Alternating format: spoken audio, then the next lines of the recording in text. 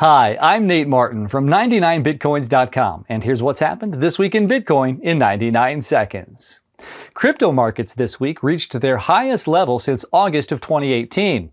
Markets then corrected downwards, however, sentiment is still bullish with major news networks covering the resurgence of crypto.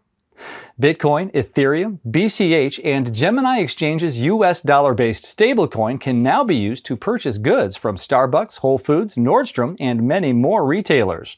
The US-based payment service Flexa, in collaboration with Gemini, confirmed that their new crypto app, Spedn, will enable instant crypto payments in participating stores.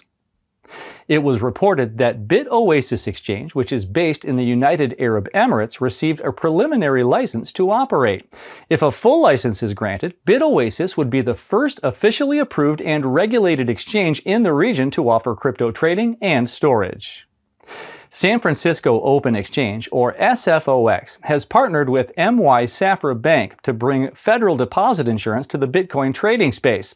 The move represents the first time that crypto traders will have their funds guaranteed by the state up to $250,000. This is another strong signal for the increasing integration of crypto into mainstream finance. New Zealand's Cryptopia exchange was hacked in January of this year.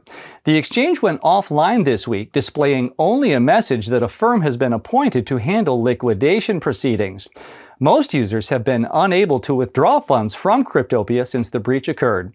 That's what's happened this week in Bitcoin. See you next week.